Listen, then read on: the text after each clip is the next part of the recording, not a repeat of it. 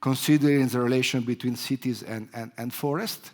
We know cities, if we could imagine a kind of nightmare to concentrate always a city in one unique part of the emerged land of the planet will not cover more than the 3%, but we know how much this 3% is consuming the natural resources and is producing 75% of the CO2 that is at the origin of global warming and climate change. On the other hand, on the other side, forests are occupying the 30%, and we know well how they are helping us to survive, how really, in a very simple and direct way.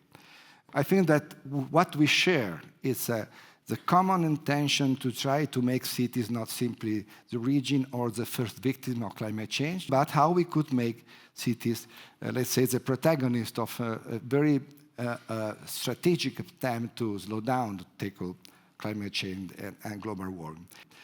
The vertical forest in Milano was a prototype, was and is an experiment, and has become a manifesto, if we could use this word, of an attempt to do something of different. At the beginning, we were surrounded by skepticism, and I think it was super legitimate, this skepticism. And we studied a lot, also the evolution of this cohabitation between plants. We have 21,000 plants. Human, we have 363 humans living there, insects and birds. More than 20 species of birds are nesting in the different floors of the two towers. And we are still working and trying to learn from, let's say, the mistakes, learn from what was not perfectly done, and try to also reinterpret, redefine, replicate what we have learned from this very important experiment.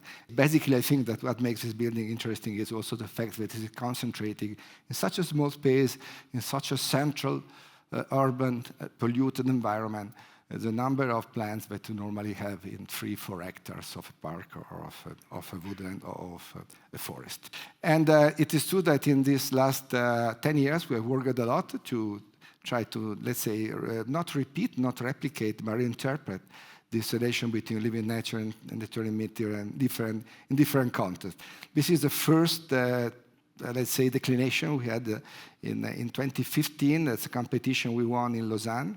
You can start to see how part of our work is to design the facade of the building, trying to respect the evolution trajectory of every single tree. But we are also trying to improve the quality of buildings in terms of reducing the production of CO2 in the construction process. And this is a project we have won for a competition together with Diller and Scofidio in Milano last year. And it's a tower where all the slabs are built with timber and wood. This is only a part of our work, for sure.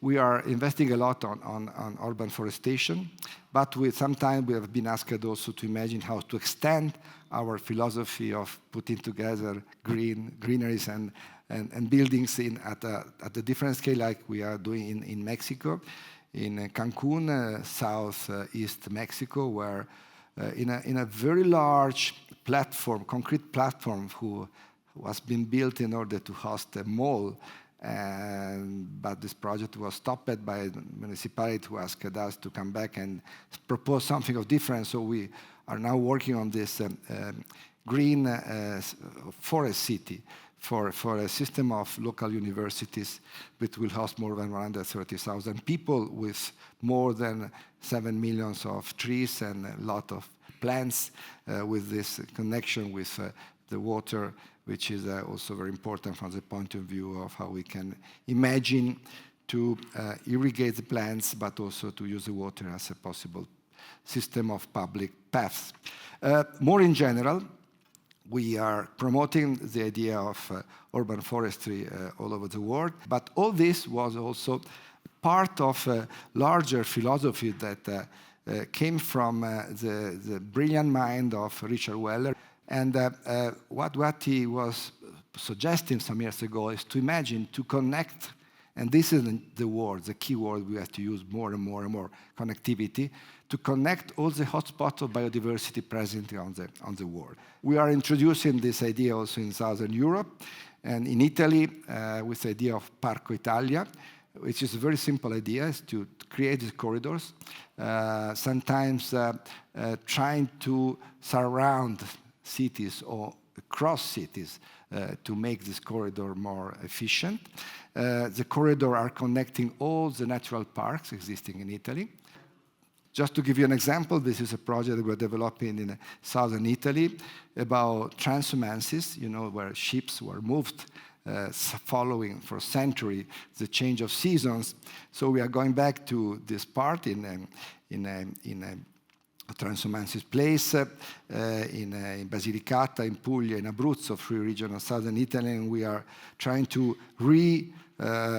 decolonize and redefine and reuse the space, keeping the same dimension, keeping the same geography, keeping the same path and depth of the spaces, but introducing new use for sure, and making them also an attractive opportunity for a new kind of tourism that could really appreciate nature and the relation between nature and the amazing system of historical villages that you can find along this path.